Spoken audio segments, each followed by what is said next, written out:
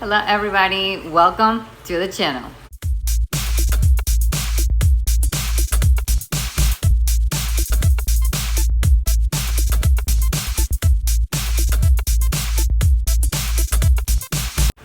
So, are you thinking about getting an axolotl?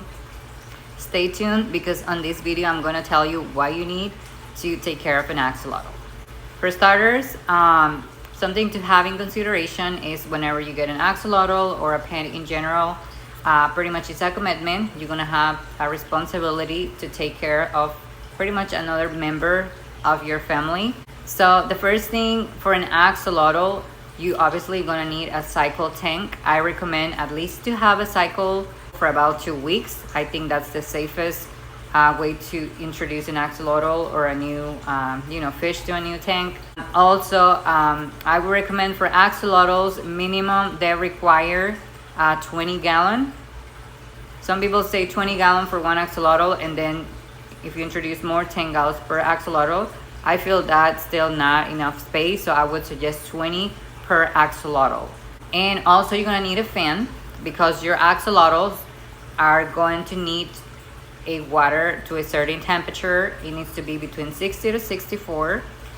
So people even take it up to 67, but definitely past 67 I honestly would not recommend it. I try to have mine at least a 66, 65 sometimes, but definitely do not go over 70 because that kind of stress them out, and obviously that will not ensure the better living and health conditions for them, the water conditions. So for that, as you can see on my previous videos, I've been using an axolotl. Actually, the correct way to pronounce it is axolotl because it comes from the Nahuatl, and basically axolotl means water monster. So the axolotl conditioner, this is honestly very helpful. I'm not advertising or anything. This is something I get on Amazon, and that's pretty much how I raise. I take care of my big axolotls and the 140 hatchling axolotls. It makes that water safe, removes chlorine, chloramine, and detoxifies ammonia. This is specifically for axolotls. I highly recommend it. I've been also using an axolotl buffer. This axolotl buffer keeps the water to 7.4 to 7.6 pH, which is the recommended pH levels for the axolotls.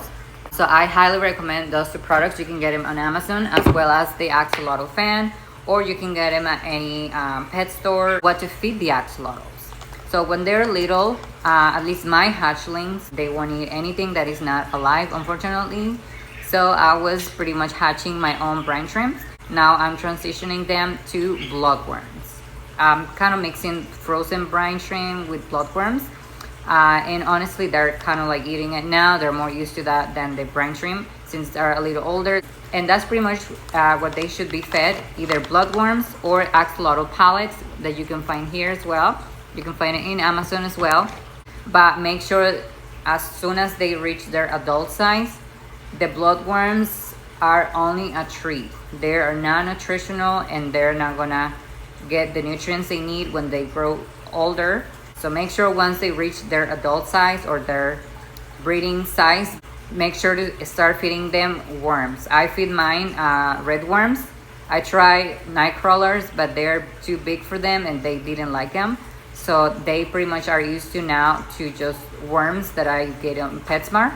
I would recommend getting on a pet store since they are already worms that are like clean from parasites and stuff.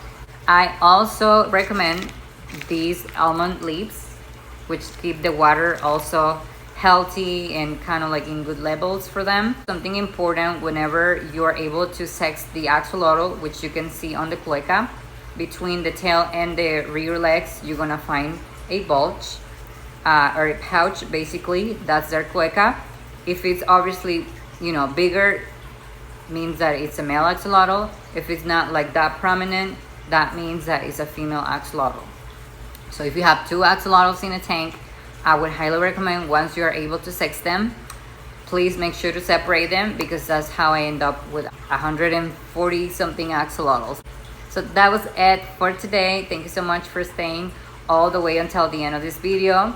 Let me know in the comments what do you think, if you ever heard about the axolotls. I think they became very popular after Minecraft.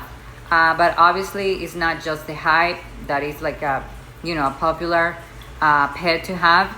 It's also a living creature and part of the family, and you cannot just, you know, buy it for the hype. Just buy it because you want to have a family member that you're going to take care of. Thank you so much, guys. See you on the next one. Hasta la. Bye bye.